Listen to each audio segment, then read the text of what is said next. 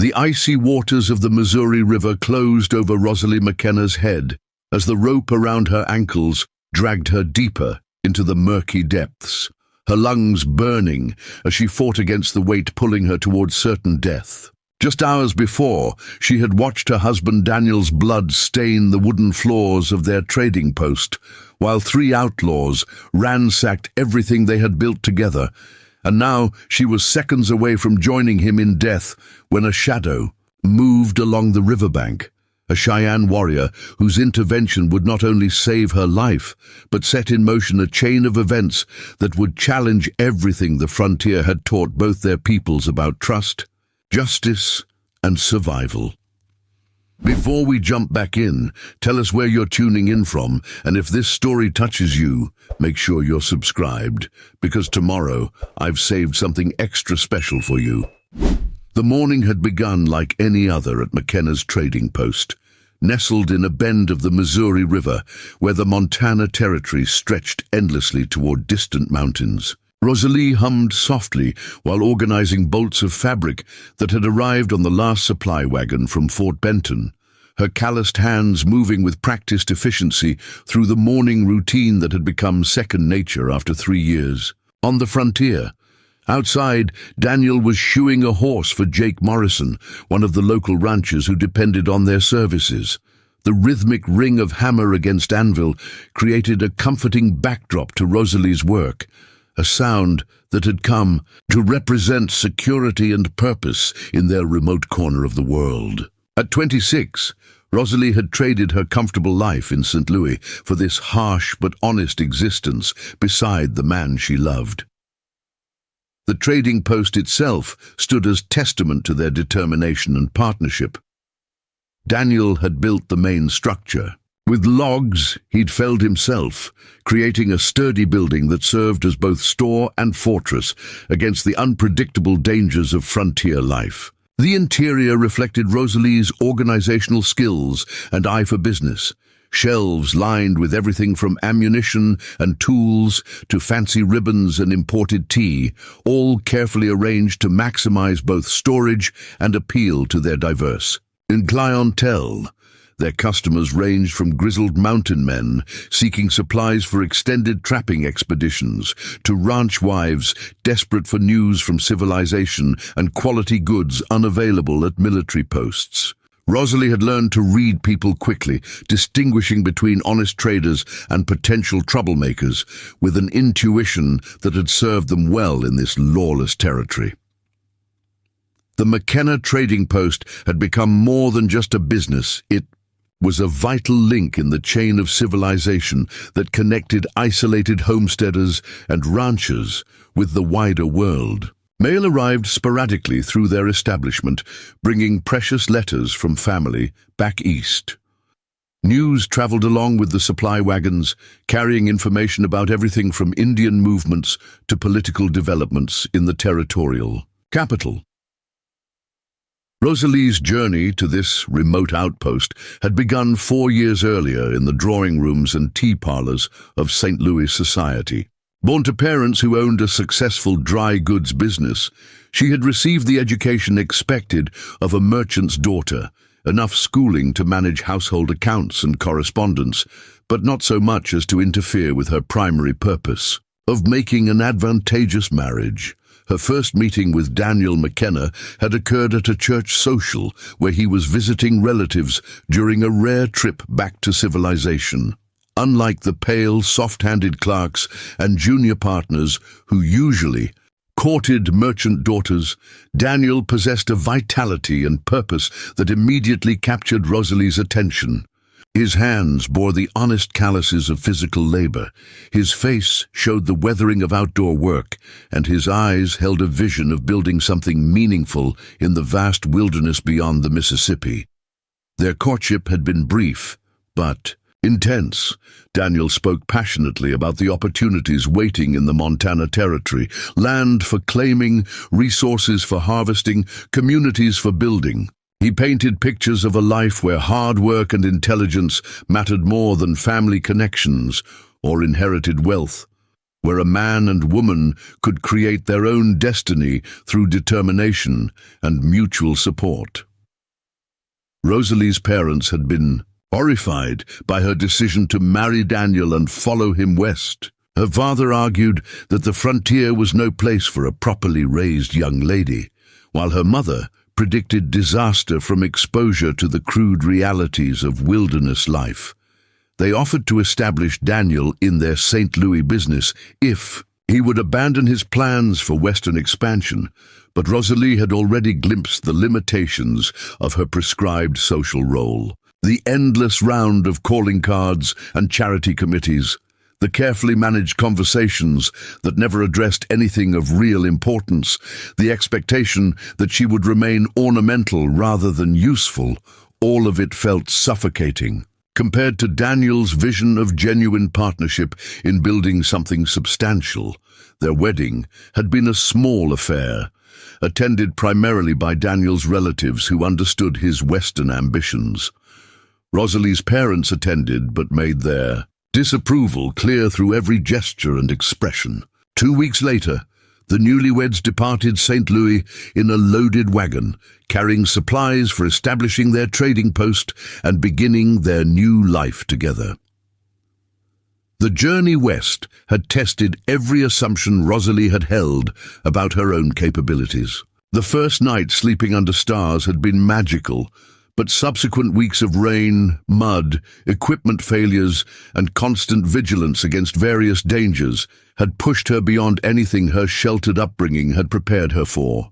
She learned to cook over open fires, to load and fire Daniel's rifle, to read weather signs and terrain features that could mean the difference between safe travel and deadly mistakes. By the time they reached the site Daniel had selected for their trading post, Rosalie had transformed from a decorative society miss into a capable frontier partner. The location he had chosen demonstrated his strategic thinking, a natural stopping point where travelers could rest and resupply, positioned to serve multiple communities while remaining defensible against potential threats. Building the trading post had required every skill they could develop or acquire. Daniel handled the heavy construction, while Rosalie managed logistics, organizing supplies, maintaining schedules, solving problems that threatened to derail their progress. They worked from dawn to dusk through the summer months, racing to complete essential structures before winter weather made further construction impossible. Their first winter had nearly broken them. Isolated by snow and bitter cold, dependent entirely on their stored supplies and each other's company, they had discovered both the strengths and weaknesses in their relationship.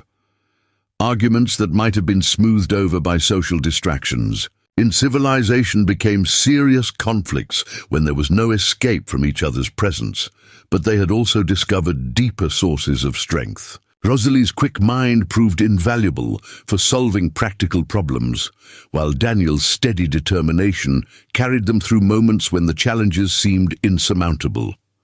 By spring, they had emerged as true partners, their relationship tested and strengthened by shared hardship. The second year had brought their first real success as traders. Word spread among the scattered population that McKenna's trading post offered fair prices, quality goods, and honest dealing. Rosalie's ability to remember customer preferences and maintain accurate accounts helped build loyalty, while Daniel's reputation for reliable craftsmanship in his blacksmith work brought steady additional income. They had also begun to understand the complex relationships that governed frontier life. The nearby Cheyenne bands were not the savage raiders depicted in Eastern newspapers, but sophisticated peoples with their own political structures, trade networks, and territorial concerns. Daniel had made contact with several Cheyenne leaders, establishing tentative trade relationships that benefited both sides while reducing the possibility of conflict. Rosalie had been initially terrified during these early encounters with Cheyenne traders, her imagination filled with the lurid stories she had absorbed from dime novels and sensational newspaper accounts. But observation had gradually replaced fear with respect. Preparing and narrating this story took us a lot of time, so if you are enjoying it, subscribe to our channel. It means a lot to us now. Back to the story. The Cheyenne who visited their trading post demonstrated dignity, intelligence, and sophisticated understanding of trade relationships that challenged every stereotype she had believed. Their third year had brought expansion and prosperity. The trading post now carried a full range of goods. Their blacksmith business had grown to serve customers from a 50-mile radius, and they had begun accumulating the capital necessary for further investment. Daniel talked about opening a second location, or perhaps investing in livestock to serve the growing ranching community. Rosalie had also discovered talents she never knew she possessed. Her natural gift for languages had enabled her to learn basic Cheyenne vocabulary, facilitating trade relationships and earning respect from their indigenous customers. Her ability to organize complex inventories and track multiple accounts had proven invaluable as their business grew. Most importantly, she had developed confidence in her own judgment and capabilities that would have been impossible in her previous social environment. But success had also brought new dangers. Their prosperity had attracted attention from less scrupulous individuals who preferred taking wealth by force rather than earning it through honest work. The isolation that had once provided freedom from social constraints now meant vulnerability to criminal predation. Daniel had taken precautions, reinforcing the trading post's construction, maintaining weapons in good repair, establishing communication with neighbors who could provide mutual assistance in emergencies. But the vast distances and sparse population of the Montana Territory meant that help was often days away when trouble arrived. On this particular morning, Rosalie had noticed nothing unusual as she went about her regular duties. The fabric shipment from Fort Benton represented their largest single investment to date, bolts of quality material that would appeal to ranch wives planning new dresses or home furnishings. She carefully recorded each item in their inventory ledger, calculating potential profits and planning display arrangements that would maximize sales appeal. The sound of approaching horses hadn't alarmed her initially. Travelers frequently stopped at their trading post, and morning arrivals were common among those who preferred to travel during cooler hours. It was only when the horses stopped and she heard harsh voices speaking in tones that suggested confrontation rather than commerce that Rosalie felt the first stirrings of unease. Through the window, she could see three men dismounting from heavily loaded horses. Their appearance immediately triggered her warning instincts, unwashed, heavily armed, and possessing the predatory alertness of men accustomed to taking what they wanted through violence. These were not ordinary travelers seeking supplies or services. The leader, a tall man with a prominent scar across his left cheek, surveyed their property with calculating eyes while his companions spread out to flank Daniel's position near the forge. Their movements demonstrated military precision that suggested organized criminality rather than opportunistic theft. Rosalie's hand moved instinctively toward the loaded shotgun Daniel kept behind the counter, but she forced herself to remain calm and observe. Premature action might escalate a situation that could still potentially be resolved through peaceful means. Daniel had often emphasized the importance of reading situations accurately before committing to irreversible courses of action. "You, McKenna!" the scarred leader called out, his voice carrying the flat authority of someone accustomed to immediate obedience. "I am," Daniel replied carefully, setting down his hammer while keeping his hands visible. "How can I help you, gentlemen? Name's Craw. We're looking for supplies and information. Heard you run a profitable establishment here." Rosalie caught the subtle emphasis on profitable and understood immediately that these men had not come as ordinary customers. Their interest lay not in purchasing goods, but in seizing the wealth those goods represented. "We try to serve our customers well," Daniel answered diplomatically. What supplies do you need?" Craw's smile held no warmth. All of them. The confrontation that followed unfolded with terrifying swiftness.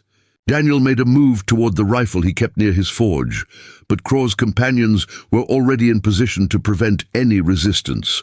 A gunshot echoed across the water as Daniel stumbled backward, clutching his shoulder where blood began spreading. "Through his shirt. That was to get your attention," Craw said conversationally. "The next one will be more permanent unless you cooperate fully." Rosalie watched in horror as the three outlaws forced Daniel to his knees while they began systematically, looting everything of value from the trading post. Years of careful accumulation disappeared into their saddlebags, money from their cash box, valuable trade goods, personal items that represented irreplaceable memories of their life together. "Where's the woman?" Craw asked after completing his initial survey of their property. "There is no woman," Daniel lied desperately. "I live alone here." One of the outlaws laughed harshly. "Saw her through the window, boss. Pretty little thing organizing fabric, like she was planning a Sunday social." Craw's scarred face split in a predatory grin. "Bring her out here." The next few minutes became a nightmare of violence and terror that would haunt Rosalie for the rest of her life. The outlaws dragged her from the trading post despite her struggles, forcing her to watch as they continued their systematic destruction of everything she and Daniel had built together. "You folks have done real well for yourselves," Craw observed, examining a handful of gold coins from their strongbox. "Question is, where's the rest of it? Place this profitable has to have more money hidden somewhere." "That's everything," Daniel said through gritted teeth. Blood loss from his shoulder wound, weakening his voice. "We invested our profits back into inventory and improvements." Craw studied him with the cold assessment of a man experienced in extracting truth through violence. "Maybe. But I've learned that folks usually keep something extra for emergencies. My associates here are going to help you remember where you might have forgotten about hidden assets." What followed was a systematic torture session designed to force confession of wealth that didn't exist. Rosalie screamed as the outlaws beat Daniel with rifle butts and burning brands, demanding information about money that existed only in their criminal imagination. Each blow seemed to echo through her chest, each cry of pain from her husband tearing something irreparable in her soul. "Please," she begged, "we've given you everything. We're just simple traders trying to make an honest living." "Honest living," Craw repeated mockingly. "Out here where nobody asks questions about where goods come from or where money goes. I think you're more than simple traders, lady." The accusation revealed the twisted logic that justified their violence. In Craw's mind, any success achieved on the frontier must be criminal in nature because legitimate prosperity was beyond his own capabilities. The idea that hard work and honest dealing could create wealth challenged his fundamental assumptions about how the world operated. As Daniel's resistance weakened under the sustained brutality, Rosalie realized with crystalline clarity that these men intended to kill them both, regardless of what information they provided. This wasn't robbery. It was elimination of potential witnesses to their crimes. The final phase of the attack unfolded with the casual efficiency of men who had performed similar acts many times before. When Daniel finally lost consciousness from blood loss and trauma, Craw examined him with professional detachment. "He's finished," he announced. "Question now is what to do with his woman." "She's seen our faces," one of his companions pointed out. "Can't leave witnesses." "True," Craw agreed. "But maybe we have some fun first. Been a long ride, and it's not often we encounter such refined company in these parts." The implications of his words sent ice through Rosalie's veins. She understood now that her death was inevitable, but the manner of it remained horrifyingly uncertain. "Please," she whispered, "just make it quick." Craw laughed. "Oh, we will, eventually. But first, you're going to help us with something." They forced her to help load their horses with the stolen goods, a final humiliation that added psychological torture to physical terror. Every item she handed over represented months of careful planning and investment, dreams and hopes now feeding the greed of violent men who created nothing but destruction. When the loading was complete, Craw produced a length of rope and began fashioning a noose with practiced hands. "Nothing personal, lady, just business. Can't have folks spreading stories about our operations." But instead of the hanging Rosalie expected, Craw tied one end of the rope around her ankles and the other to a heavy saddlebag filled with metal trade goods. The intent became clear as his companions dragged her toward the river's edge. "Drowning leaves fewer traces than gunshots," Craw explained with casual brutality. "And the current will carry you downstream, where nobody will find the body for weeks." As they forced her into the water, Rosalie's last coherent thought was a desperate prayer that Daniel had died quickly and without knowing her final fate. The icy Missouri closed over her head as the weighted rope dragged her down toward the muddy bottom, her lungs burning as she fought uselessly against the inexorable pull toward death. Above her, the outlaws watched with professional satisfaction as bubbles rose to mark her descent. In their experience, drowning victims rarely survived more than a few minutes underwater, and the river would dispose of the evidence more efficiently than any grave they might dig. What they failed to notice was the lone figure watching from concealment among the willows on the far bank, a Cheyenne warrior named Iron Hawk, who had been observing their trading post for signs of military activity when the attack began. His people had complex relationships with white settlers, relationships that required careful intelligence gathering to navigate safely. Iron Hawk had witnessed the entire brutal assault while calculating his options.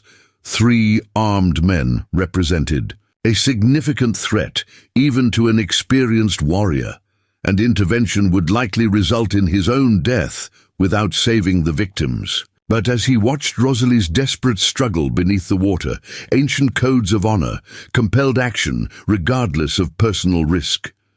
The decision that would change both their lives forever was made in the space between one heartbeat and the next, as Iron Hawk dove from the riverbank into the Missouri's cold current, racing against time to reach a drowning woman whose survival would challenge everything both their peoples believed about trust, justice, and the possibility of understanding, across the vast cultural divide that separated their worlds. Iron Hawk's powerful strokes cut through the Missouri's treacherous current as he fought against time and nature to reach the sinking woman. The weighted rope had already dragged Rosalie McKenna 15 feet below the surface, her desperate struggles growing weaker with each passing second as her lungs screamed for air that existed only in the world above. The Cheyenne warrior's decision to intervene violated every tactical principle his war chiefs had drilled into him since childhood, engaging 3 armed enemies, while encumbered by a drowning victim, represented suicide disguised as heroism. But the same cultural code that had shaped his military training also demanded protection of the helpless, regardless of their tribal affiliation or the personal cost of such protection. Iron Hawk had been born into the Dog Soldiers, the elite warrior society that served as both military force and spiritual guardians for his people. His father, Standing Bear, had earned legendary status during the conflicts with white expansion, while his uncle, Red Cloud Walker, served as one of the band's most respected war chiefs. The expectations placed upon Iron Hawk from birth had been both privilege and burden, to uphold family honor while navigating increasingly complex relationships between Cheyenne bands and the encroaching white civilization. At 29, Iron Hawk had already proven himself in combat against rival tribes and military forces. His war record included victories that had earned him recognition throughout the northern plains, while his wisdom in council had begun to establish him as a leader capable of bridging the gap between traditional warrior culture and the diplomatic necessities of a changing world. But none of his previous experiences had prepared him for the moral complexity of this moment. The white settlers at McKenna's trading post had maintained respectful relationships with his people, offering fair trade and honest dealing that contrasted sharply with the exploitation practiced by most frontier merchants. Daniel McKenna had even taken the unprecedented step of learning basic Cheyenne phrases, demonstrating a level of cultural respect that had earned grudging admiration from tribal elders who generally viewed all whites with suspicion. The attack Iron Hawk had witnessed represented everything his people despised about white civilization: the casual brutality, the greed that motivated senseless violence, the complete disregard for any values beyond immediate material gain. These outlaws embodied the worst characteristics that Cheyenne storytellers attributed to the pale invaders who brought chaos wherever they established their presence. Yet, the woman now drowning in the Missouri River had never harmed his people. She had shown courtesy during trade negotiations, had attempted to learn Cheyenne customs, and had always maintained the respectful distance that both cultures recognized as appropriate for cross-cultural interactions. Her death would serve no strategic purpose for his people, while eliminating one of the few whites who had demonstrated genuine respect for indigenous ways. Ironhawk's dive carried him deep beneath the surface, his trained eyes quickly locating Rosalie's thrashing form in the murky water. The heavy trade goods tied to her ankles had created an anchor that no amount of desperate swimming could overcome, but the rope itself provided the solution to her predicament. His knife, honed to razor sharpness for both combat and practical purposes, sliced through the binding in one swift motion. Rosalie's body immediately began rising toward the surface, but her struggles had ceased entirely. Ironhawk wrapped one arm around her waist while stroking powerfully upward with the other, his own lungs burning as he pushed the limits of his underwater endurance. The surface seemed impossibly distant, and for a terrifying moment he wondered if his rescue attempt would simply result in 2 deaths instead of 1. They broke the surface together in an explosion of spray and desperate gasping. Rosalie hung, limp in his arms, her face blue from oxygen deprivation, water streaming from her mouth and nose. Ironhawk treaded water while supporting her weight, his trained ear already detecting the sounds of pursuit from the riverbank above. The outlaws had noticed their victim's disappearance and were crashing through the riverside vegetation in search of evidence. Their harsh voices carried clearly across the water as they argued about whether the woman could have survived her drowning and what action they should take to ensure no witnesses remained alive. Ironhawk made split-second tactical calculations while maintaining their position in the concealing shadow of an overhanging willow. The current was carrying them downstream, away from immediate danger, but Rosalie required immediate medical attention that he couldn't provide while remaining in the water. He needed to reach shore without alerting the outlaws to their survival, then transport an unconscious woman to safety across terrain that offered minimal concealment. The warrior's knowledge of local geography provided the solution. A quarter-mile downstream, Beaver Creek joined the Missouri through a narrow channel concealed by dense vegetation. The creek led inland toward traditional Cheyenne camping grounds, where his people maintained seasonal settlements during their periodic movements through the territory. Ironhawk began swimming toward the creek mouth, towing Rosalie's unconscious form while staying close to the bank, where overhanging branches provided visual concealment. The effort required careful balance between speed and stealth, moving quickly enough to reach medical help before Rosalie died from her injuries, while remaining invisible to the armed killers who were now systematically searching the shoreline for any trace of their escaped victim. The outlaws, Voices gradually faded as the current carried the unlikely pair beyond their immediate search area, but Ironhawk understood that their danger had only temporarily diminished. Craw and his companions possessed the persistence of professional killers who understood that loose ends could prove fatal to their continued operations. They would expand their search systematically until they either confirmed Rosalie's death or eliminated her as a potential witness. Reaching Beaver Creek required 20 minutes of exhausting effort. Ironhawk's powerful physique had been conditioned by years of warfare and hunting, but swimming while supporting an unconscious burden tested even his considerable endurance. By the time he dragged Rosalie onto the muddy bank at the creek mouth, his own strength was nearly depleted. Rosalie remained unconscious, her breathing shallow and irregular. Ironhawk quickly assessed her condition using medical knowledge that combined traditional Cheyenne healing techniques with practical battlefield experience. Her pulse was weak but steady, suggesting that the drowning hadn't caused permanent damage to her heart. But the blue tinge to her skin and the water still trickling from her lungs indicated serious respiratory distress that required immediate intervention. Ironhawk positioned Rosalie on her side and began applying rhythmic pressure to her back, forcing water from her lungs while encouraging the return of normal breathing patterns. The technique had saved drowning victims before, but success depended on acting quickly enough to prevent permanent brain damage from oxygen deprivation. After several tense minutes, Rosalie suddenly convulsed and began vomiting river water in violent spasms. Ironhawk supported her while she expelled the fluid that had nearly killed her, quietly offering encouragement in his native language, despite knowing she couldn't understand his words. The important thing was that she was alive and breathing, even if her recovery would require extended care. When the immediate crisis passed, Ironhawk faced a new set of challenges. Rosalie remained weak and disoriented, capable of only limited movement under her own power. The nearest Cheyenne camp lay 8 miles inland through terrain that included rocky hills, dense forests, and at least 2 stream crossings.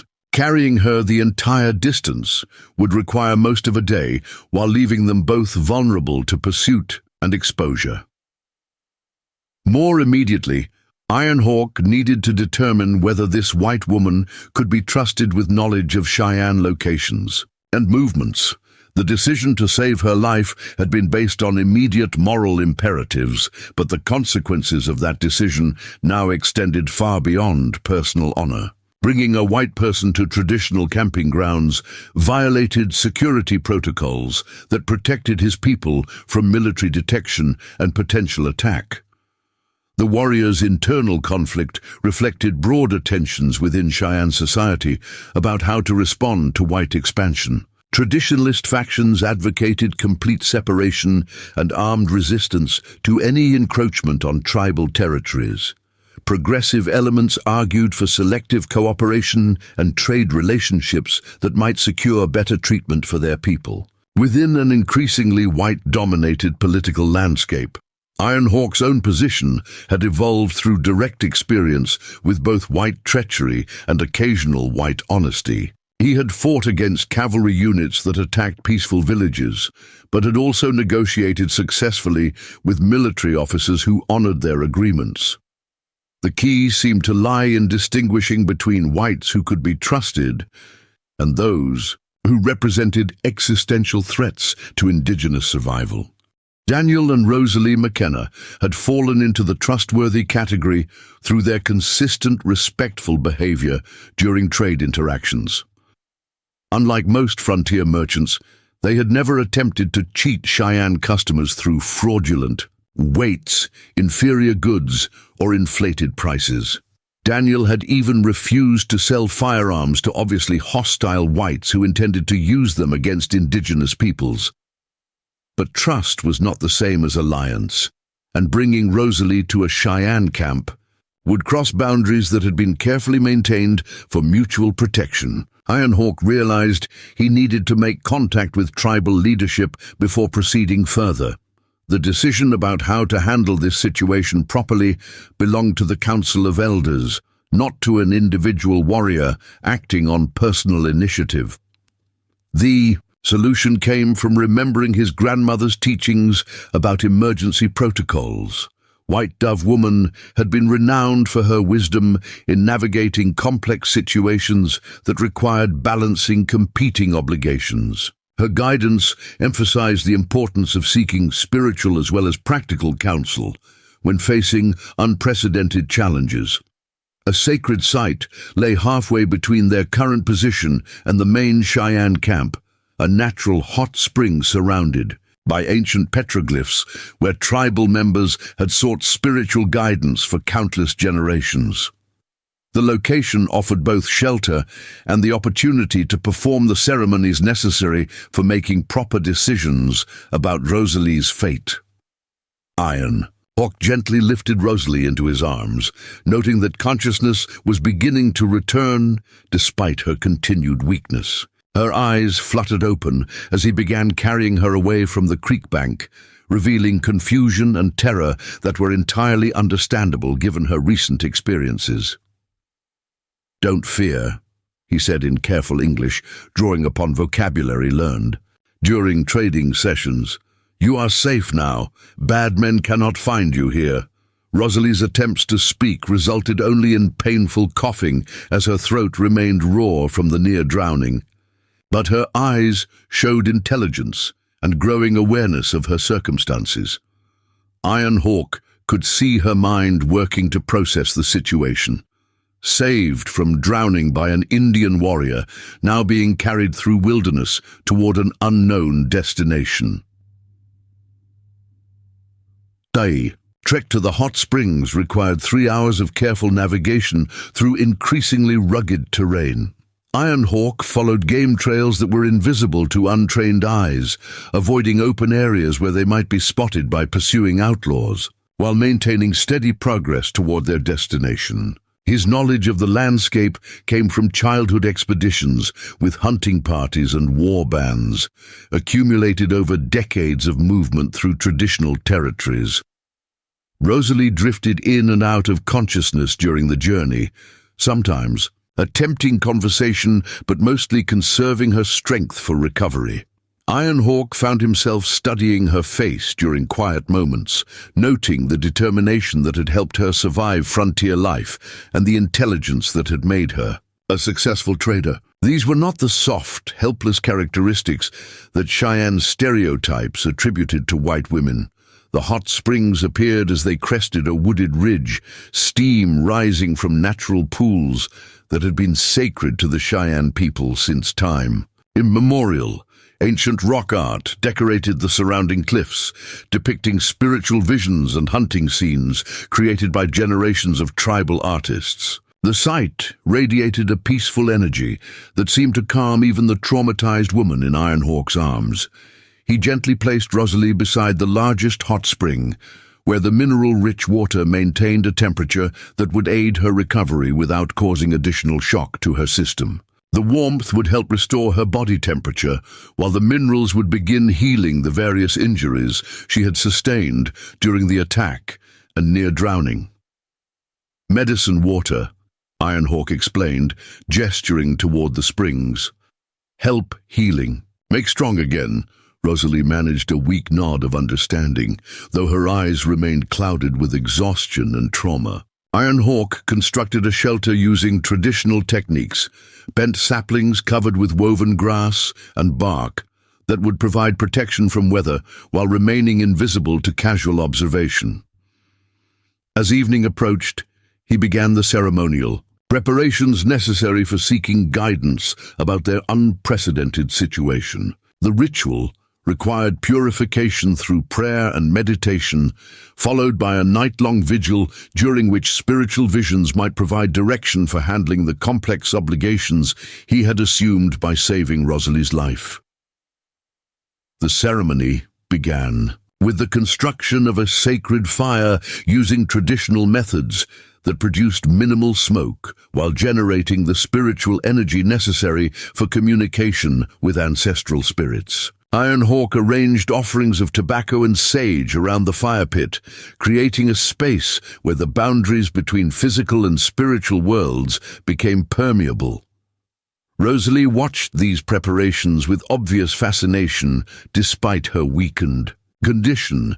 Her expression showed respect rather than fear, suggesting an openness to indigenous spiritual practices that contrasted sharply with the typical white reaction of suspicion or hostility towards savage rituals. "What are you doing?" she asked, her voice still hoarse but growing stronger. "Asking ancestors for wisdom," Ironhawk replied. "How to help white woman without bringing danger to my people? Very difficult question." His honesty about the challenges her presence created seemed to surprise Rosalie. She had probably expected either immediate abandonment or unquestioning assistance, not the careful consideration of competing obligations that actually governed honorable behavior in Cheyenne culture. "I understand," she said quietly.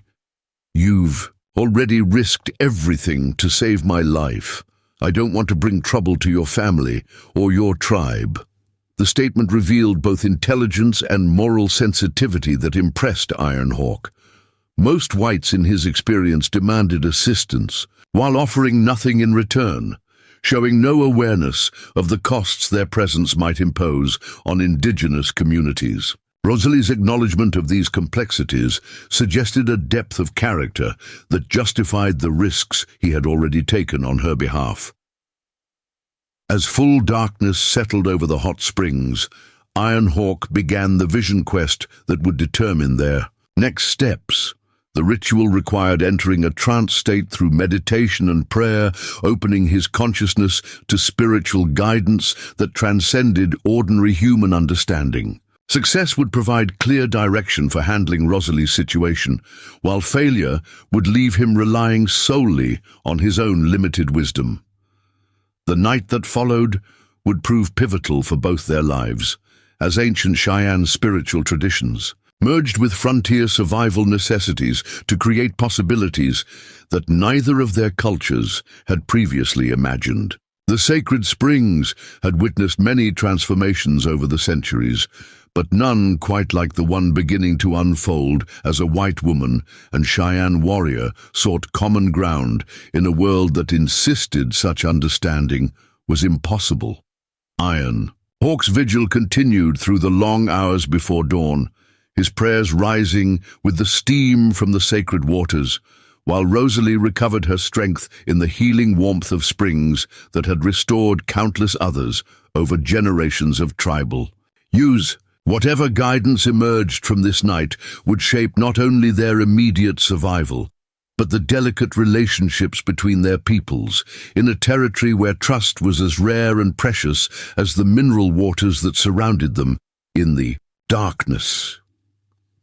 Dawn broke over the sacred hot springs, with Ironhawk still deep in his vision quest, his consciousness floating between the physical world and the spiritual realm, where ancestral voices whispered guidance through the rising mist. Throughout the night, he had maintained his vigil beside the sacred fire, seeking clarity about the unprecedented situation that had thrust a white woman into the heart of Cheyenne territory and tradition. The visions had come in waves, each more vivid and complex than the last. He saw great herds of buffalo darkening the plains, while his ancestors rode among them with lances and arrows, their faces painted for the hunt that sustained all life. He witnessed council fires where tribal elders debated the wisdom of treaties with white officials who spoke promises that dissolved like morning frost. Most disturbing of all, he glimpsed possible futures where his people had vanished entirely, leaving only empty lands where shopping centers and railroad tracks stretched toward horizons that no longer knew the sound of Cheyenne songs. But between these images of past glory and potential catastrophe, other visions emerged that suggested different possibilities. He saw white settlers and Cheyenne families working together to harvest crops that fed both communities. He witnessed trading relationships that enriched all participants without exploitation or violence. Most surprisingly, he observed children of mixed heritage who carried the wisdom of both cultures while belonging fully to neither. Bridges between worlds that had seemed forever separated by mutual mistrust and fear. As the first rays of sunlight penetrated the morning mist, Ironhawk's spiritual journey reached its culmination. Standing before him in the vision was his grandmother, White Dove Woman, who had passed into the spirit world 3 winters earlier. Her presence radiated the same combination of fierce love and practical wisdom that had guided his childhood and shaped his understanding of honor and obligation. "Grandson," she spoke without words, her voice resonating directly in his consciousness, "you have witnessed the great testing that comes to all peoples when their world changes beyond recognition. The woman you saved represents more than one life. She carries the possibility of understanding between enemies who might become allies if wisdom prevails over fear." White Dove Woman gestured toward Rosalie, who slept peacefully beside the healing springs, her face no longer bearing the blue pallor of near death, but showing the healthy flush of returning strength. "This one has already proven her worth through survival and respect. The choice before you is not whether to help her, but how to help her in ways that serve the greater good of both your peoples." The vision shifted, showing Ironhawk possible. Paths forward like trails branching through mountain passes. One path led to immediately returning Rosalie to white settlements, avoiding any complications, but also missing opportunities for building understanding. Another showed him delivering her to military authorities, who might use her testimony to pursue the outlaws, but could also exploit her presence to justify increased pressure on Cheyenne bands. The third path proved more complex and dangerous, but also held the greatest potential for positive change. In this vision, Ironhawk saw himself bringing Rosalie to his people not as a prisoner or burden, but as a witness to Cheyenne wisdom and honor. Her experience of indigenous hospitality and justice could plant seeds of understanding that might grow into broader peace between the communities sharing this contested territory. "The greatest courage," White Dove Woman continued, "is not displayed in battle against enemies, but in the willingness to risk everything for the possibility of peace.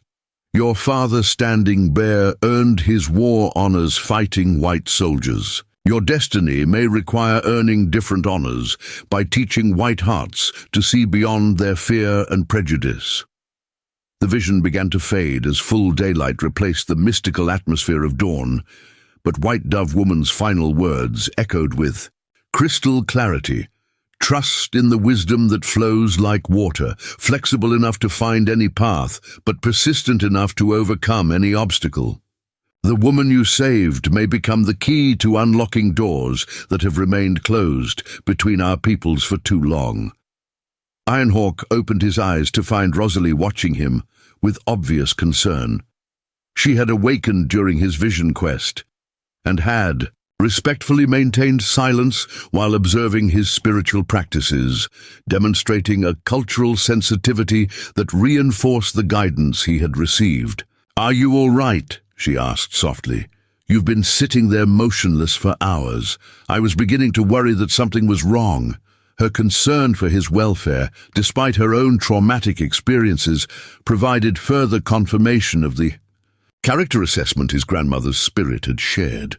This was not a woman who thought only of her own needs and comfort, but someone capable of genuine care for others, regardless of their cultural background. "Vision quest finished," Ironhawk replied, rising from his ceremonial position beside the dying fire. "Ancestors give guidance for difficult choice. We go to my people, but first, you must understand what this means." He settled beside her at the hot springs, where the mineral-rich water continued its healing work on her various injuries. The formal manner required for sacred communications gave way to the practical tone necessary for explaining complex realities. Bringing "White person to Cheyenne camp is very dangerous," he began. "Not dangerous for you. My people follow laws of hospitality for all guests. Dangerous for tribe because some whites use any contact to make trouble with soldiers, with territorial government, with settlers who fear Indians." Rosalie nodded thoughtfully, showing she understood the political implications of her situation. Like if someone claimed your people were harboring a white woman against her will, or trying to use me as leverage in some negotiation. "Exactly," Ironhawk confirmed, impressed by her quick grasp of the potential complications. "Also dangerous because some of my people believe all whites bring only death and sorrow. They might see helping you as betraying Cheyenne interests for enemy benefit." The warrior paused to consider how much additional context she needed to understand the full complexity of their situation.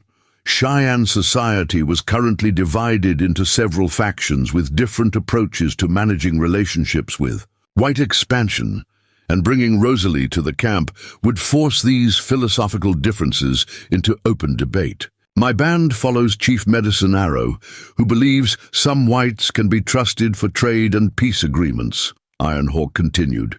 "But other chiefs say all whites are enemies who must be fought or avoided completely.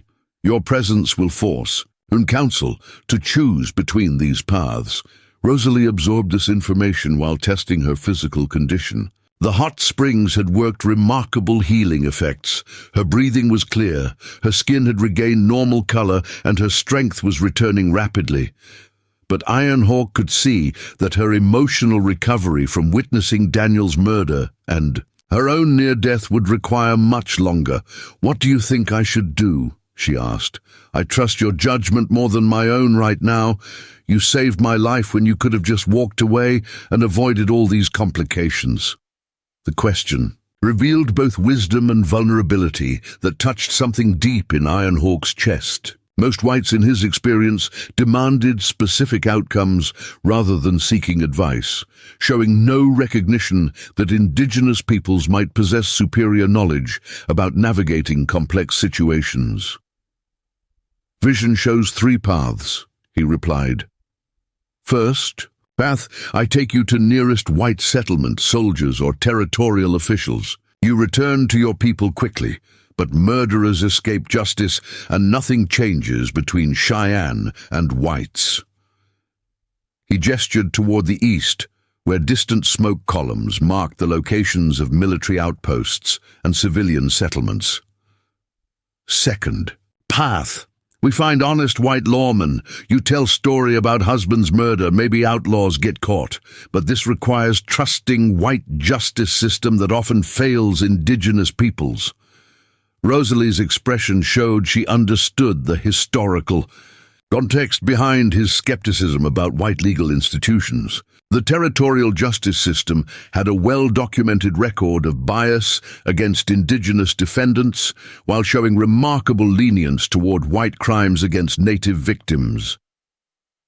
"What's the third path?" she asked.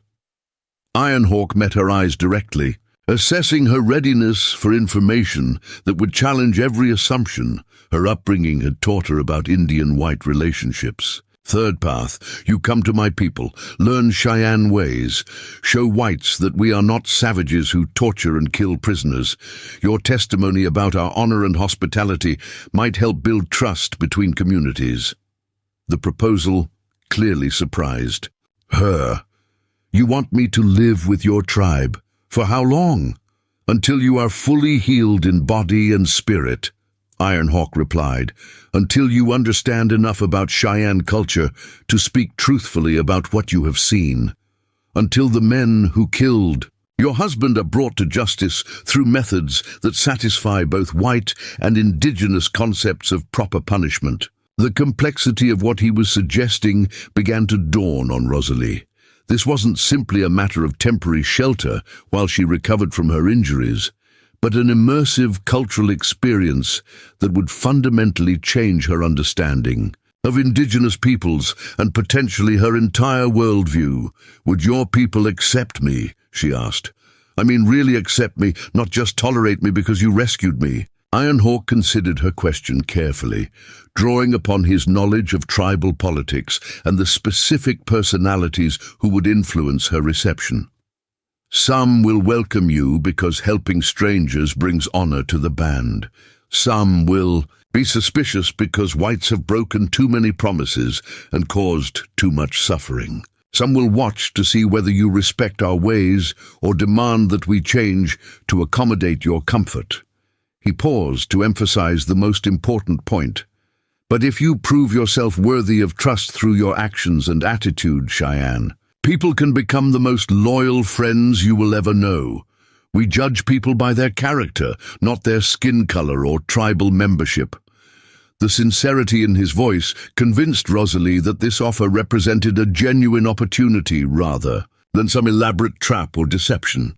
Everything about Ironhawk's behavior since rescuing her had demonstrated honor and concern for her welfare, even when helping her created significant personal risks. "What would I need to do?" she asked. "How would I prove myself worthy of that? Trust. Learn our language, at least enough for basic communication. Respect our customs and spiritual practices, even if you don't fully understand them. Work alongside our women in daily tasks, cooking, gathering, preparing materials for clothing and shelter. Show that you value Cheyenne knowledge, rather than assuming white ways are always superior." Ironhawk's requirements sounded reasonable to Rosalie, particularly given her previous positive experiences with Cheyenne traders at the post. She had already begun learning basic vocabulary during those commercial interactions, and her natural curiosity about different cultures would serve her well in more intensive study. "Most importantly," Ironhawk continued, "you must understand that this choice cannot be reversed easily. Once you enter our camp, you become part of our community temporarily. If you decide later that you cannot adapt to our ways, leaving might be difficult or dangerous depending on circumstances beyond my control." The warning carried implications that Rosalie was still processing when Ironhawk rose and began breaking camp. Her decision would need to be made quickly, before pursuit by the outlaws could threaten both their safety and the security of any Cheyenne settlement they might approach. "We must move soon," he explained while gathering their few possessions. "Bad men still search for you. Every hour we stay in one place increases danger for both of us." Rosalie tested her physical capabilities by standing and walking around the hot springs. The healing waters had worked remarkable improvements, though she still felt weakness and occasional dizziness from her ordeal. More importantly, she felt a clarity of purpose that had been absent since witnessing Daniel's murder. The decision, when it came, felt inevitable rather than difficult. "I want to go with you to your people," she said firmly, "not just because I need protection, but because I want to understand. Daniel always said that fear between different groups came from ignorance, and that understanding was the foundation for any lasting peace." Ironhawk nodded approvingly. "Your husband was a wise man. His memory will be honored among Cheyenne people when they learn of his respectful dealings with our traders." As they prepared to leave the sacred site, Ironhawk performed a brief closing ceremony to thank the spirits for their guidance and request continued protection during the journey ahead. Rosalie watched respectfully, beginning to appreciate the spiritual framework that governed Cheyenne decision-making and behavior. The trek to the main Cheyenne camp required most of the day, following traditional routes that avoided areas where white patrols or hostile groups might detect their movement. Ironhawk shared knowledge about reading natural signs, animal tracks that indicated recent human activity, vegetation patterns that revealed underground water sources, weather indicators that predicted storm systems hours before they arrived. "Your people have universities and books," he observed as they walked. "Our people have the land itself as teacher. Both types of knowledge have value, but they work best when combined rather than competing." Rosalie found herself thinking about the implications of his statement as they traveled through landscapes that seemed empty to her urban-trained eyes, but revealed increasing complexity as Ironhawk pointed out details she had never learned to notice. This was education of a type never offered in any school she had attended, knowledge that could literally mean the difference between life and death on the frontier. As afternoon shadows began lengthening, smoke from cooking fires became visible. Through the trees ahead, the Cheyenne camp lay in a protected valley beside a clear running stream, the traditional circular arrangement of teepees reflecting both practical considerations and spiritual beliefs about proper relationships between families and the natural world. "My people," Ironhawk said simply, but Rosalie could hear both pride and affection in his voice. "Now you will learn whether the courage you showed in surviving your ordeal will serve you equally well in adapting to ways that may seem strange, but have sustained my people for countless generations." The moment of truth approached as figures emerged from the camp to observe their arrival. Warriors, women, children, and elders whose collective judgment would determine whether Rosalie McKenna would find sanctuary or rejection among the Cheyenne people, who now represented her only hope for survival and justice in a world that had suddenly become far more complex than anything her previous life had prepared her to navigate. The Cheyenne camp fell silent as Ironhawk emerged from the tree line with Rosalie McKenna walking beside him, her presence creating ripples of tension that spread through the community like stones dropped into still water. Children stopped their games to stare openly at the white woman, while warriors reached instinctively for weapons before recognizing Ironhawk and forcing themselves to relax. Women paused in their daily tasks, their expressions ranging from curiosity to suspicion to outright hostility. Chief Medicine Arrow stepped forward from the central lodge, his weathered face revealing nothing of his thoughts as he assessed this unprecedented situation. At 62, he had guided his band through some of the most turbulent decades in Cheyenne history, negotiating the treacherous balance between preserving traditional ways and adapting to the inexorable changes brought by white expansion. His decisions in the next few minutes would determine not only Rosalie's fate, but potentially the future direction of his people's relationship with their white neighbors. "Ironhawk," the chief spoke in Cheyenne, his voice carrying the formal tone reserved for matters of tribal significance. "Explain why you bring a white woman to our sacred grounds without permission from the council." Ironhawk responded in their native language, but Rosalie could understand from his respectful posture and measured delivery that he was providing a full account of the circumstances that had led to her rescue and their subsequent journey to the camp. His explanation triggered immediate reactions from the gathered crowd, gasps of sympathy when he described Daniel's murder, murmurs of approval when he detailed his rescue of Rosalie from drowning, and heated whispers when he outlined his decision to bring her to their sanctuary. Standing Wolf, one of the more militant war chiefs, stepped forward with obvious displeasure. His scarred face and missing left eye testified to decades of conflict with white forces, and his reputation for advocating aggressive resistance to any accommodation with settler interests made him a powerful voice within tribal politics. "This woman brings danger to our families," he declared, switching to English so Rosalie could understand his objections. "White people use any excuse to send soldiers against us. They will say we kidnapped settler woman, use this to justify attack on our camp." Several warriors nodded agreement with Standing Wolf's concerns, while others looked toward Medicine Arrow for guidance. The political dynamics within the band were becoming visible to Rosalie as different factions aligned behind competing approaches to managing her presence. Grey Moon Woman, the eldest female member of the tribal council, moved slowly, but decisively toward Rosalie. Her ancient eyes studied the white woman with penetrating intensity, seeming to look beyond surface appearances to assess character and spiritual condition. As the tribe's senior medicine woman, her evaluation would carry enormous weight in determining Rosalie's reception. "Child," Grey Moon Woman addressed Rosalie in careful English, "you have suffered great loss and pain. This shows in your eyes and in the way you hold your body. But suffering alone does not earn welcome among our people. What do you offer in return for the protection you seek?" The question caught Rosalie off guard with its directness.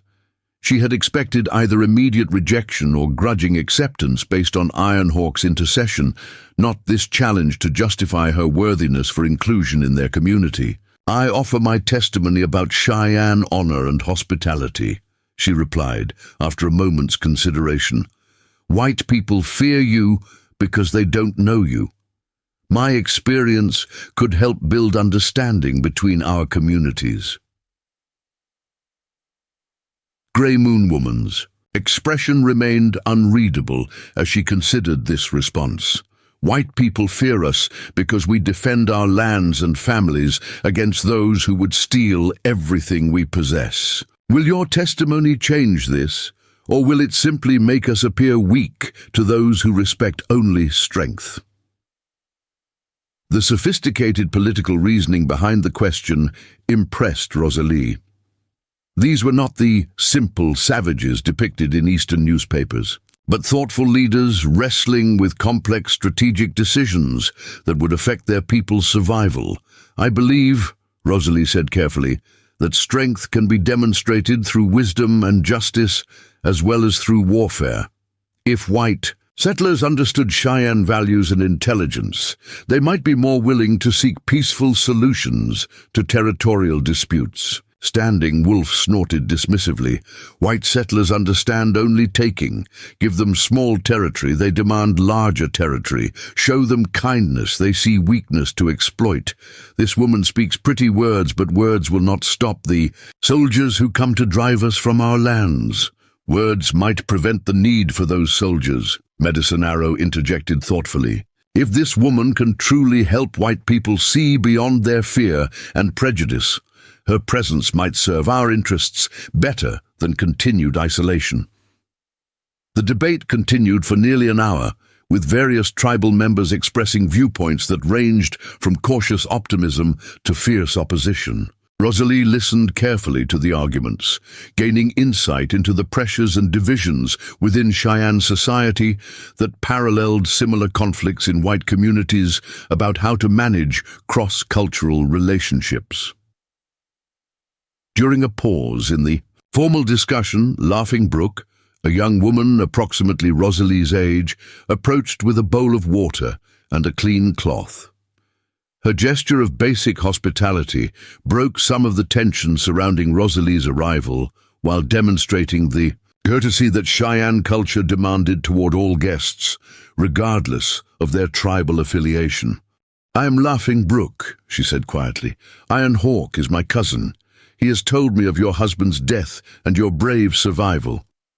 My heart feels sorrow for your loss." The simple expression of sympathy touched Rosalie more deeply than any formal welcome could have. Here was genuine human connection that transcended cultural boundaries, offered by someone who had no obligation to show kindness to a stranger from a potentially hostile community. "Thank you," Rosalie replied, accepting the water gratefully. "Your cousin saved my life when he could have ignored my situation completely.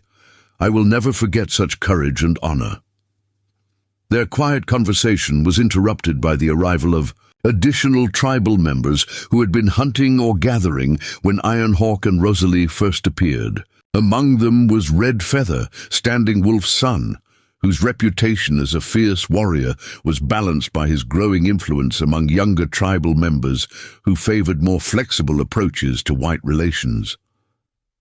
Red Feather studied Rosalie with obvious interest, noting details that suggested careful assessment of both her character and her potential value to tribal interests. At 25, he represented a generation of Cheyenne leaders who had grown up entirely within the context of white expansion, making them more pragmatic about accommodation while remaining committed to preserving essential cultural values.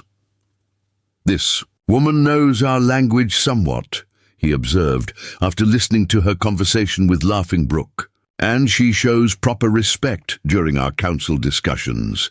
These are signs of wisdom that might serve useful purposes."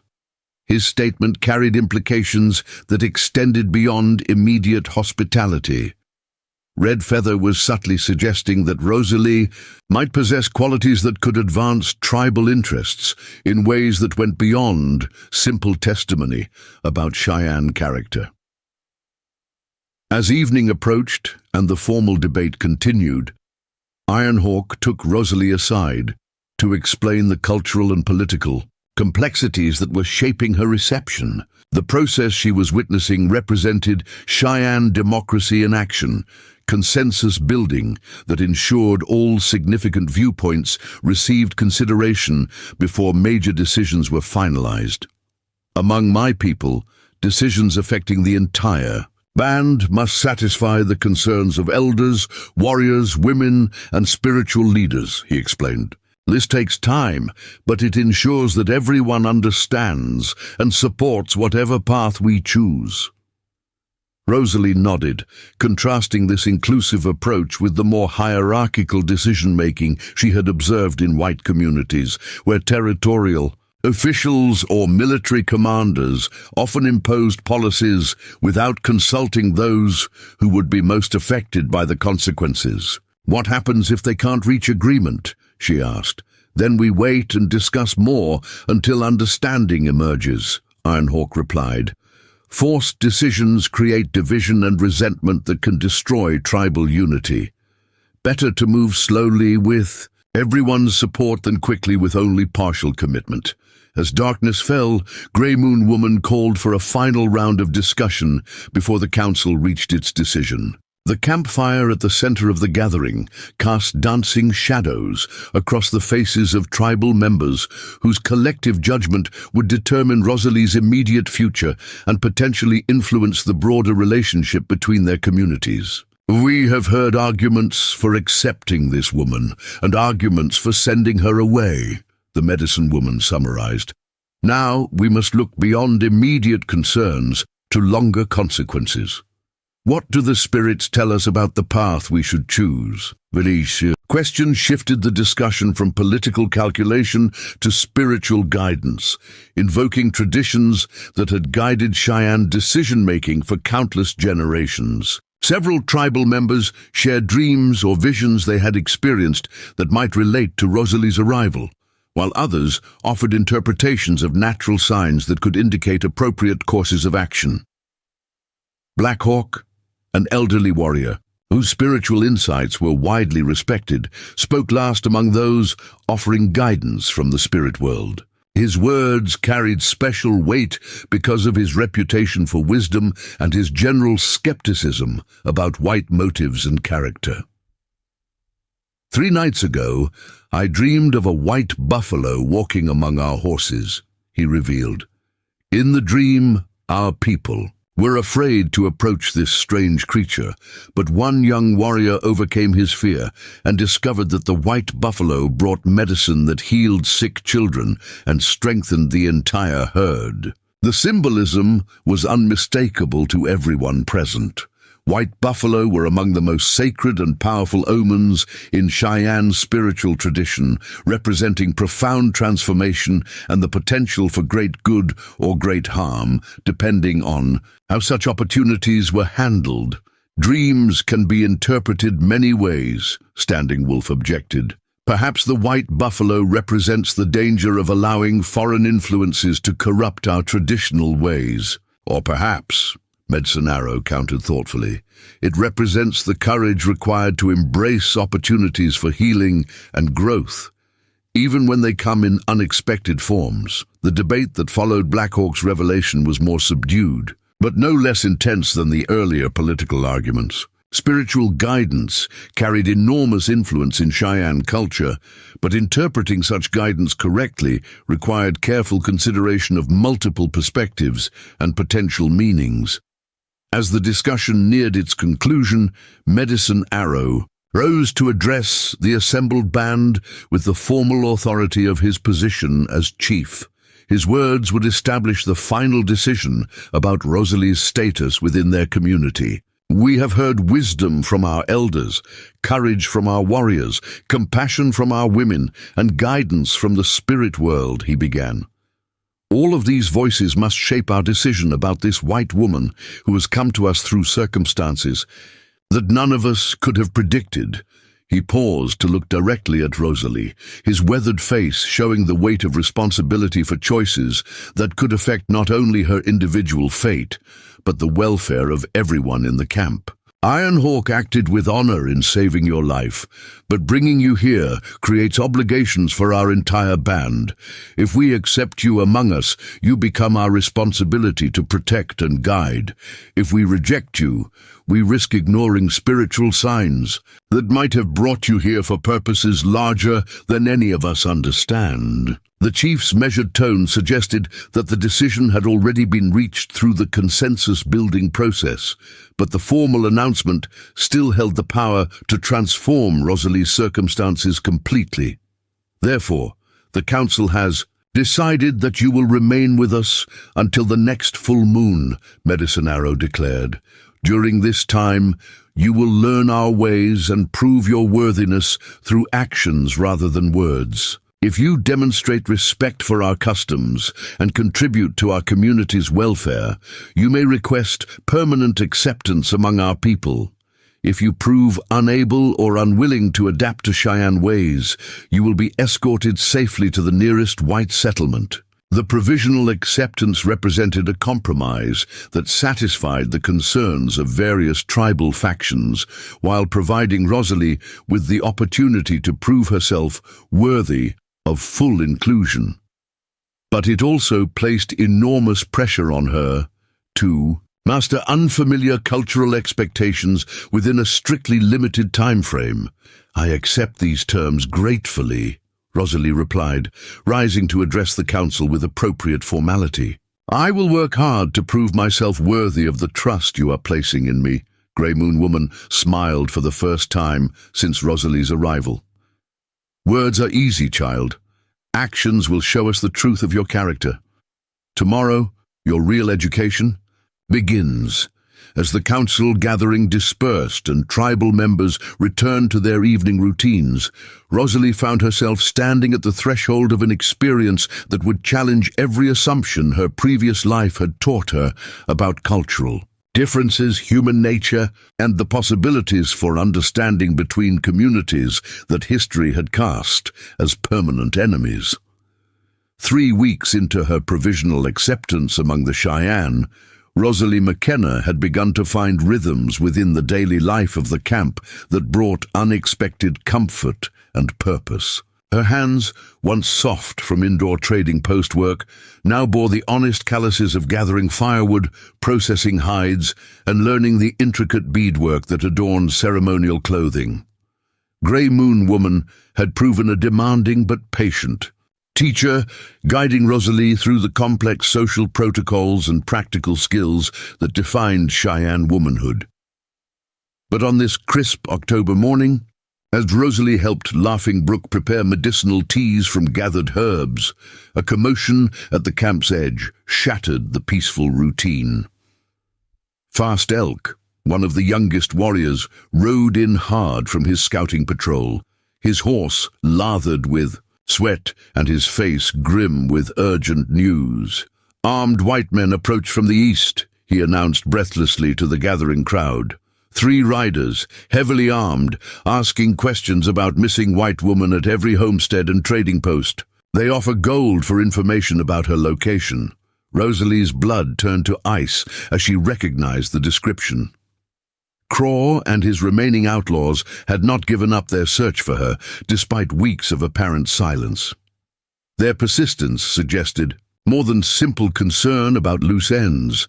They must have discovered evidence that could link them to other crimes, making her survival an existential threat to their continued operations. Ironhawk materialized beside her with the silent efficiency that had saved her life at the river. His expression revealed the calculating alertness of a warrior assessing tactical situations and finding them ominous. They cannot know you are here, he said quietly, but they will search every possible shelter until they find you or confirm your death. Chief Medicine Arrow approached with several senior warriors, their faces showing the grim recognition that the sanctuary they had provided Rosalie might now expose their entire community to deadly consequences.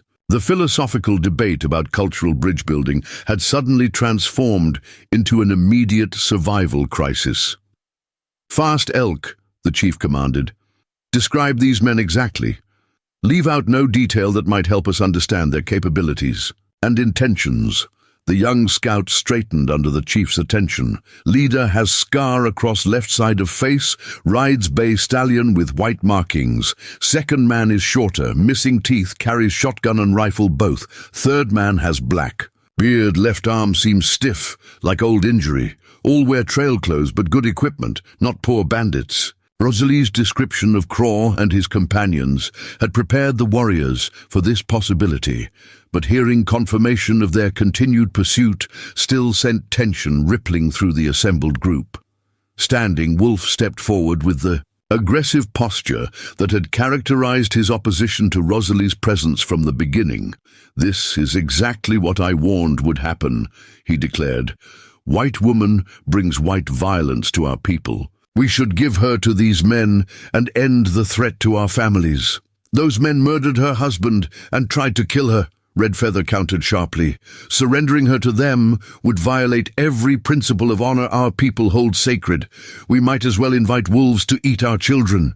The generational divide within the band became starkly visible as older warriors who had suffered decades of white aggression lined up behind Standing Wolf's pragmatic position, while younger men who had grown up with more complex, cross-cultural relationships supported Red Feather's moral stance. Grey Moon Woman's voice cut through the developing argument with the authority of age and spiritual wisdom. "The question is not whether we protect this woman. Our word has been given and cannot be withdrawn without destroying our honor. The question is how we protect both her and ourselves from men who bring only death and destruction." Her reframing of the debate shifted focus from philosophical positions to tactical planning, drawing upon the military expertise that had enabled the band to survive decades of frontier conflict. Medicine Arrow nodded approvingly as the discussion turned toward practical considerations. "Ironhawk," the chief directed, "you know these outlaws' methods and capabilities better than anyone. What strategies will they use to locate the woman?" Ironhawk's assessment was methodical and chilling. "They will search every possible shelter systematically, starting with most obvious locations and expanding outward. They offer rewards to encourage cooperation, but they also use threats and violence against anyone who might be hiding information. They cannot afford to leave witnesses who could identify them to authorities. So they will keep searching until they find her, or until they are stopped permanently," Medicine Arrow concluded grimly. "Or until they believe she is dead," Rosalie interjected, an idea forming in her mind that would require enormous courage from everyone involved. "What if we made them think they had succeeded in killing me?" The suggestion triggered immediate interest from several warriors who specialized in deception and misdirection during warfare.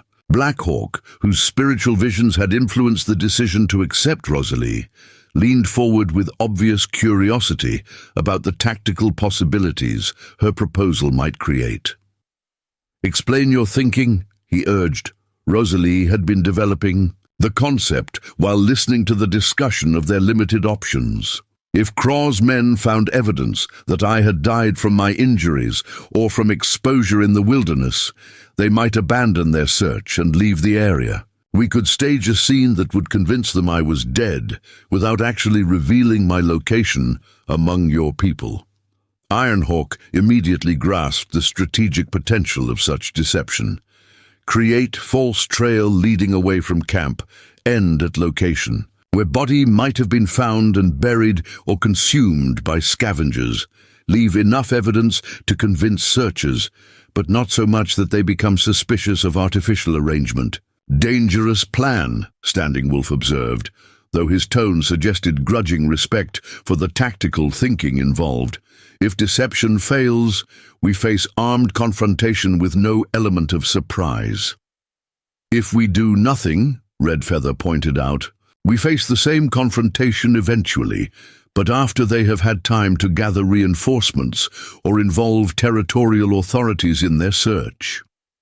The debate that followed demonstrated the sophisticated military planning capabilities that had enabled Cheyenne bands to resist superior numbers and firepower for decades. Various scenarios were analyzed, contingencies planned, and potential complications anticipated with thoroughness that would have impressed professional military strategists. Grey Moon Woman contributed crucial insights about the psychological aspects of successful deception. Men like these expect to find what they are looking for because they cannot imagine failing in their purposes. If we give them a story that confirms their expectations, they will be less likely to question details that might reveal the truth. As the tactical planning session continued, Rosalie found herself awed by the complexity of thought and coordination that indigenous military leaders brought to crisis management. These were not the simple warriors depicted in Eastern newspapers, but sophisticated strategists who combined traditional knowledge with adaptive intelligence. The plan that emerged from several hours of discussion involved multiple elements designed to reinforce each other while providing backup options if any component failed. Fast Elk would continue monitoring the outlaws' movements and search patterns, reporting their progress toward the Cheyenne camp. Meanwhile, Ironhawk and a select team of warriors would create an elaborate deception designed to convince Craw that Rosalie had died in the wilderness. The false trail would begin near the river, where Ironhawk had actually rescued Rosalie, but would lead away from Cheyenne territory toward rocky hills, where bodies might disappear completely through natural processes. Evidence would be carefully placed to suggest that she had escaped the drowning attempt, but had subsequently died from exposure and injuries. "Most important element," Ironhawk explained to Rosalie, "is that you must truly disappear during the time these men search our region. No chance encounters, no accidental sightings, no evidence that White Woman lives among our people." Grey Moon Woman nodded agreement. "There is a sacred cave in the high country where women retreat for spiritual quests and healing ceremonies. You will stay there with Laughing Brook and Silent Fox until the danger passes. Few men know its location, and none would approach without permission from the Women's Council." The plan required Rosalie to trust her safety entirely to Cheyenne protection, while the warriors she had grown to respect risked their lives implementing a deception that could save her from murder, but might also provoke deadly retaliation if discovered. "I understand the risks you're taking for me," she said to the assembled group. "If something goes wrong, and my presence here brings harm to your people, I will never forgive myself." "Worry about staying alive," Redfeather replied with grim humor. "We will handle the tactical complications. Our warriors have been outwitting white enemies since before you were born." As preparations for the deception began in earnest, Rosalie experienced a profound shift in her understanding of what it meant to belong to a community. These people were preparing to risk everything for someone who had been among them for less than a month, demonstrating loyalty and commitment that transcended cultural boundaries and challenged every assumption about tribal cooperation she had absorbed from her previous life.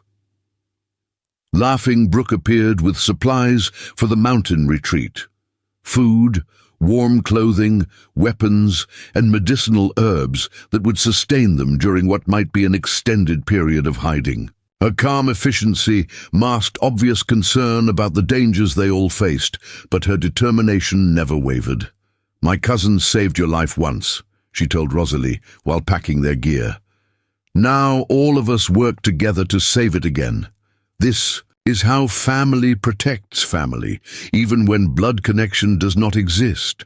The concept of chosen family, based on mutual commitment rather than biological relationship, resonated deeply with Rosalie, whose own relatives had rejected her decision to marry Daniel and follow him west. She had found more genuine acceptance and loyalty among the Cheyenne in 3 weeks than she had experienced in years of St. Louis society. As evening approached, Ironhawk and his team departed to begin creating the false trail that would hopefully convince Crow of Rosalie's death. Their departure marked the beginning of the most dangerous phase of the deception, when discovery could mean death for everyone involved in the plan. Rosalie, Laughing Brook, and Silent Fox slipped away from the main camp under cover of darkness, following paths known only to the women of the band toward mountain sanctuaries that had sheltered Cheyenne women for countless generations. The cave Grey Moon Woman had selected lay deep in rocky terrain that would challenge even experienced trackers, protected by natural barriers and spiritual traditions that few outsiders would dare to violate. The journey required most of the night, climbing through increasingly rugged landscape by starlight and intuition. Silent Fox led with the confidence of someone who had made this pilgrimage many times before, while Laughing Brook maintained rearguard vigilance for any signs of pursuit or detection. As dawn broke over the mountain peaks, they reached the sacred cave that would serve as Rosalie's sanctuary during the critical days ahead. The site commanded spectacular views of the valley below, while remaining virtually invisible to observers who didn't know exactly where to look. Inside the cave, previous generations of Cheyenne women had left evidence of their spiritual quests. Painted symbols on the walls, prayer offerings in natural niches, sleeping areas prepared with soft materials and carefully arranged stones. The atmosphere radiated peace and power that seemed to promise protection for those who sought refuge within its ancient walls. "Now we wait," Laughing Brook said simply, settling into the routine that would govern their lives until the danger passed, "and we trust our warriors to convince evil men that you are beyond their reach forever." Below in the valley, Fast Elk continued his surveillance of Craw's search pattern, noting the systematic thoroughness that confirmed Ironhawk's assessment of their professionalism and persistence. The outlaws were checking every possible shelter and questioning every person they encountered, leaving a trail of intimidation and fear that demonstrated their willingness to use violence against anyone who might oppose their objectives. But they were also moving closer to the carefully prepared deception that would either end their threat permanently or escalate the conflict into open warfare between communities that had been learning to coexist peacefully. The next 24 hours would determine whether Rosalie McKenna would finally find safety among people who had accepted her as family, or whether her presence would bring destruction to the only community that had offered her genuine sanctuary. In a world that seemed determined to destroy everything she valued, in the sacred cave, surrounded by evidence of generations of women who had faced their own crises with courage and wisdom, Rosalie prepared to discover whether the bonds she had formed with her Cheyenne protectors were strong enough to withstand the ultimate test of loyalty and sacrifice. The deception unfolded with the precision of a perfectly choreographed dance of death. Ironhawk and his warriors had spent 2 days creating an elaborate false trail that led from the Missouri River through increasingly treacherous terrain toward the rocky Badlands, where exposure and predators could easily claim an injured survivor. Every detail had been calculated to convince Craw and his men that their quarry had finally succumbed to the wilderness that had initially saved her life. Hidden in the sacred cave high above the valley, Rosalie watched through a carefully concealed observation point as the outlaws followed the fabricated trail with growing confidence. Their systematic destruction of any evidence that might contradict their preferred narrative demonstrated the same ruthless efficiency that had characterized Daniel's murder. But now that efficiency was working against them as they moved deeper into Cheyenne-controlled territory, where every rock and tree could conceal deadly surprises. Craw himself led the search party, his scarred face twisted with the obsessive determination of a man who could not afford to leave any threats to his survival unresolved. Behind him rode his two remaining companions, their alertness gradually diminishing as the false trail confirmed their expectations and drew them further from any possibility of escape or reinforcement. "They believe what they want to believe," Laughing Brook observed quietly, studying the outlaws' movement patterns through field glasses that Red Feather had acquired during a trading expedition to Fort Laramie. Men who live by violence expect violence to solve all their problems. They cannot imagine that cunning might defeat strength. Rosalie nodded, though her attention remained focused on the elaborate tactical situation developing in the valley. Below, Fast Elk and 3 other young warriors had positioned themselves along potential escape routes, while Ironhawk's team maintained concealment near the fabricated death scene that would serve as the focal point for the final confrontation. The key? Plan required perfect timing and coordination between multiple groups operating across several miles of rugged terrain. Any mistake could result in the outlaws escaping to continue their threats against both Rosalie and the Cheyenne community that had protected her. But success would eliminate a dangerous criminal organization while demonstrating that indigenous justice could be both more efficient and more honorable than the territorial legal system that had failed to protect innocent settlers. As the outlaws approached the carefully prepared deception site, Ironhawk triggered the next phase of their strategy.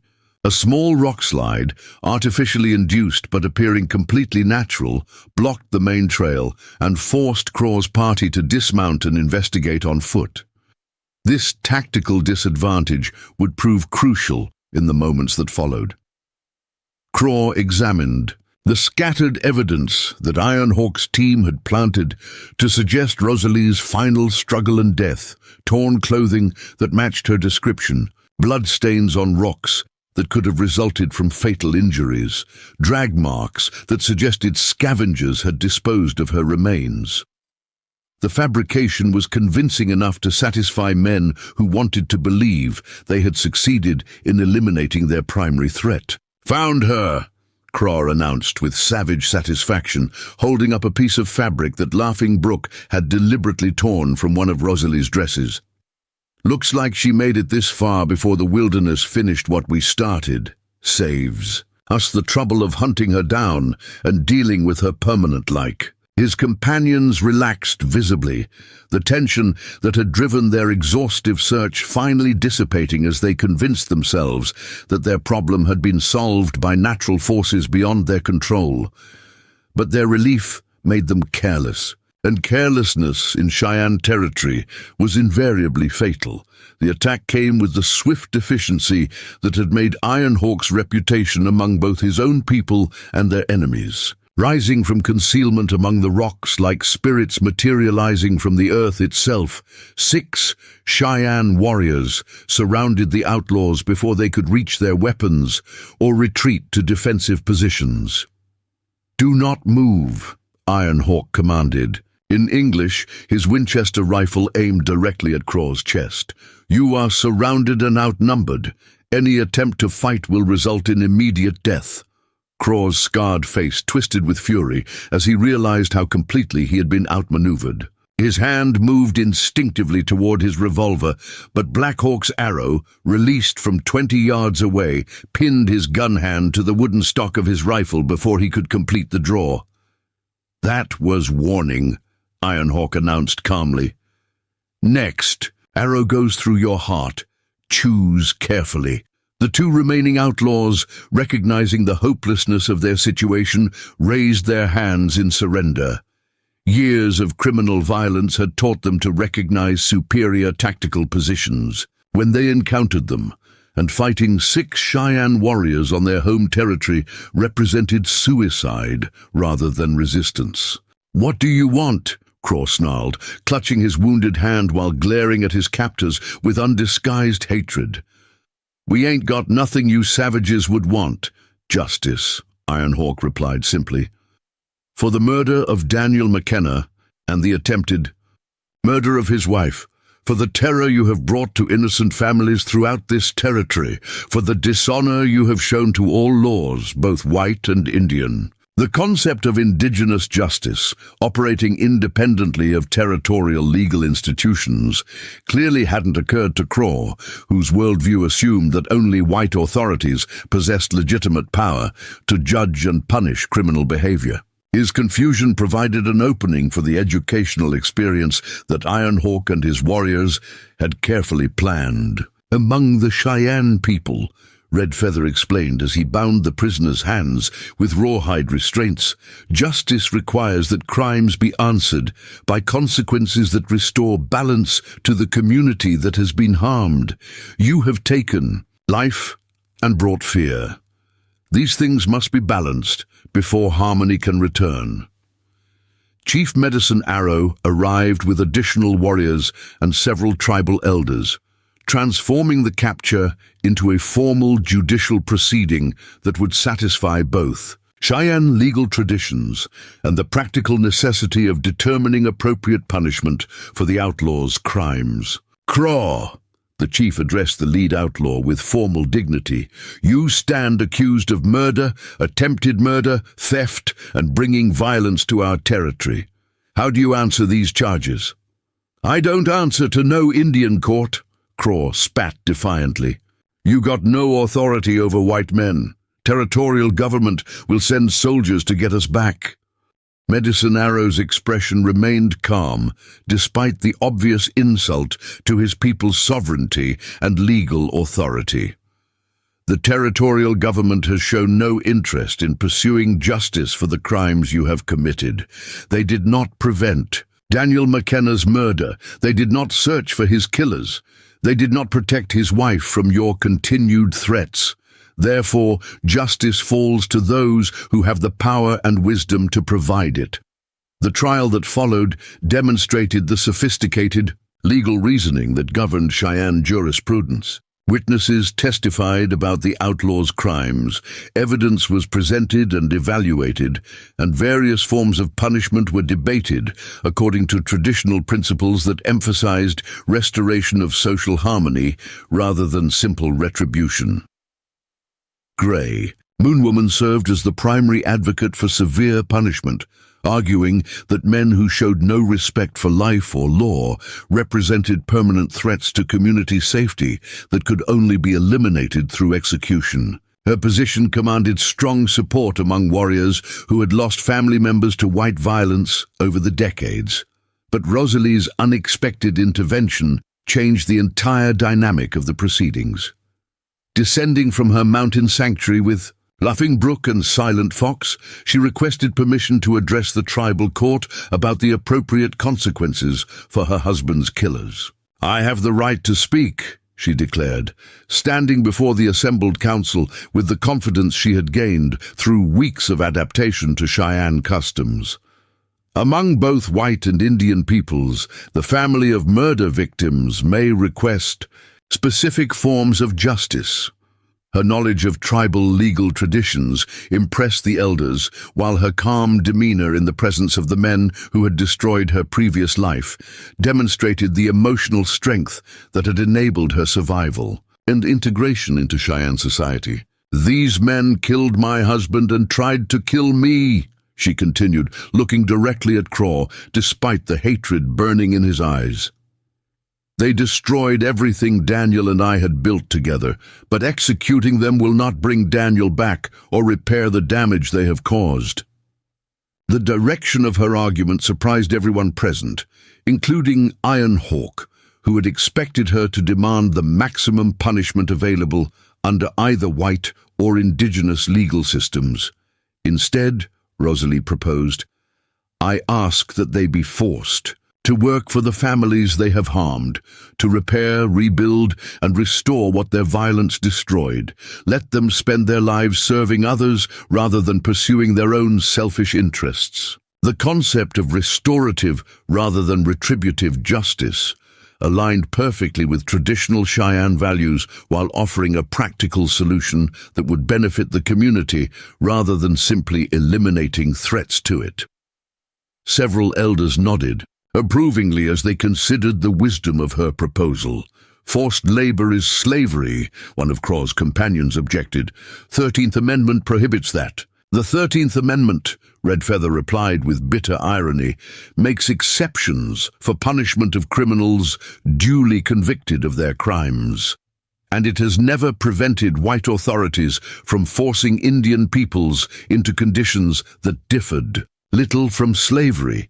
The legal and moral complexities of the situation provided Medicine Arrow with an opportunity to demonstrate the superior wisdom of indigenous justice systems while achieving practical outcomes that served multiple community interests simultaneously. The woman speaks wisdom, he declared, after conferring with other tribal leaders. These men will work to repair the damage they have caused. They will rebuild McKenna's trading post under supervision of our warriors. They will provide labor for families who have suffered from similar crimes. They will learn to create rather than destroy, and if they attempt escape or refuse to work. Standing, Wolf asked, his skepticism about the effectiveness of such punishment clearly evident. Then they face execution as originally planned, Medicine Arrow replied matter-of-factly. Choice is theirs. Contribute to community welfare or forfeit. Their lives to community justice. The sentence satisfied both practical and philosophical requirements, while providing Craw and his men with opportunities for redemption that their previous choices had certainly not earned. But it also established a framework for continued indigenous legal authority that challenged territorial assumptions about white supremacy in all matters of law and order. As winter approached and construction began on the new trading post, that would replace the one destroyed during Daniel's murder, Rosalie found herself contemplating the profound changes that had transformed her life through violence, survival, and unexpected acceptance among people her previous culture had taught her to fear. The rebuilt McKenna trading post incorporated both white and Cheyenne architectural techniques, creating a structure that symbolized the cultural bridging that had emerged from tragedy and grown through mutual respect and understanding. Craw and his men worked under constant supervision, their skills gradually improving as they learned to build rather than destroy. Ironhawk had become more than her rescuer and protector. Their shared experiences had created bonds that transcended cultural boundaries while respecting the differences that made their relationship both challenging and rewarding. His proposal of marriage, offered according to both Cheyenne and white customs, represented not just personal commitment, but a symbolic union between communities learning to see beyond their historical mistrust. "You have found peace with your husband's killers," he observed one evening as they watched the construction progress on the new trading post. "This shows wisdom that few people, white or Indian, ever achieve." Rosalie considered his words while studying the scene below, where former outlaws worked alongside Cheyenne craftsmen to create something beautiful and useful from the ashes of destruction and hatred. "I learned from your people that justice isn't about revenge," she replied. "It's about restoring balance and creating conditions where such harm becomes less likely to occur in the future."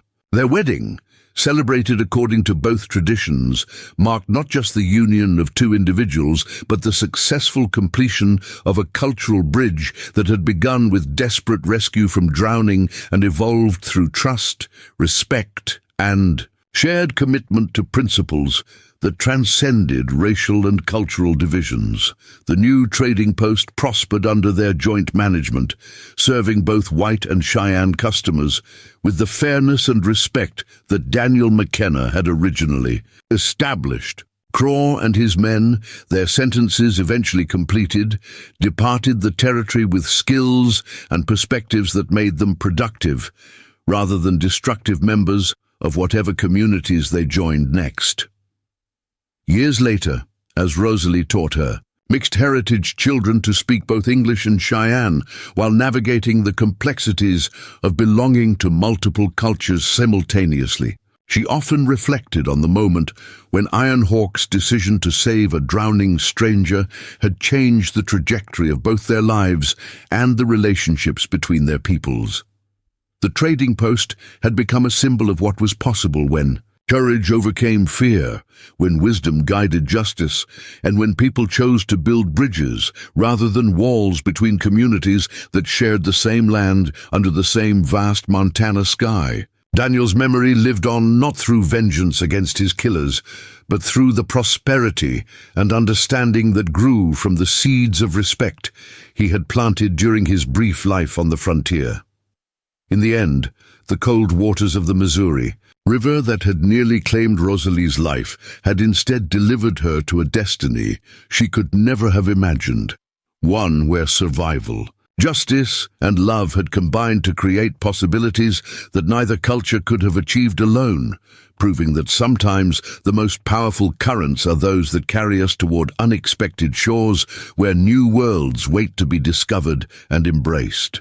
Up next, you've got two more standout stories right on your screen. If this one hit the mark, you won't want to pass these up. Just click and check them out, and don't forget to subscribe and turn on the notification bell so you don't miss any upload from us.